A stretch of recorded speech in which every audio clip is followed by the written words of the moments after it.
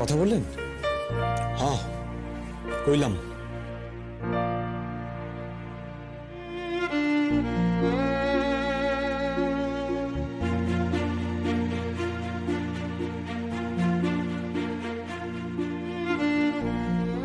মা,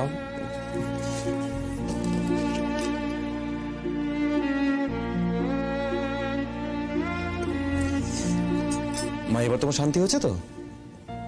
দেখেছো তুমি তোমার মেয়েকে? এবার শান্তি হয়েছে? আমি জানি তো, তুমি তো এই জন্য বাড়িতে খাওয়া দাওয়া করছিলে না, ঘুমোচ্ছিলে না। ওই জন্য বললাম একবার এসে দেখে যাও।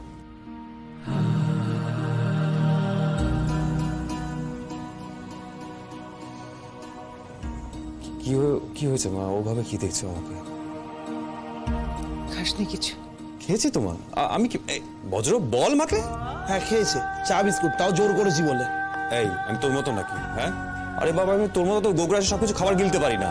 আমি মানে আমার জন্য ওইটুকুই যথেষ্ট। আমি খেয়েছি মা, বিশ্বাস করে খেয়েছি। শোনো না জামাই, এইটা বাজে কথা তুমি কইতেছ। বেয়ান পরে লইয়া যান, জামাইয়ের দীক্ষা আমার ভালো লাগতেছে না। কেন দীপশঙ্কর বাবু, ভালো লাগছে না কেন? না না মা, তেমন কিছু নয়। আসলে সারাক্ষণ এখানে বসে আছি তো, তাই কিছু হয়নি। বেয়ান, ময়নার উপর আমার রাগ হইতেছে। ও এমন ব্যবহার করতেছে না, জামাই কষ্ট পাইতেছে। এইটা আমি ওর সামনেই কইতেছি। বেয়ান আপনি ওরে বাসায় লইয়া যান। আপনি ভেঙে পড়বেন না দীপশঙ্কর বাবু। দেখুন, সোনা যখন আগুনে পড়ে তখন তার কষ্ট হয়, কিন্তু তাতে কি কোনো ক্ষতি হয়? বরং উল্টে লাভ হয়। পুড়ে পুড়ে সে খাঁটি হয়ে ওঠে। রোদেরও না হয় তাই হোক।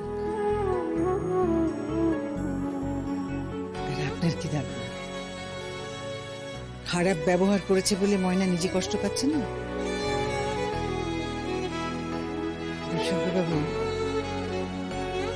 অভিমান বড় পালায়। এই কথা নয় বাদই দিলাম, জামাইরও তো শরীর নাকি, চান টান করে নাই, খাওয়া দাওয়া করে নাই, এরপর তো ও অসুস্থ হইয়া পড়বো। দেখুন, স্নান তো আপনিও করেন না, আর কিন্তু মনের সঙ্গে প্রথম দিন থেকে রয়েছে।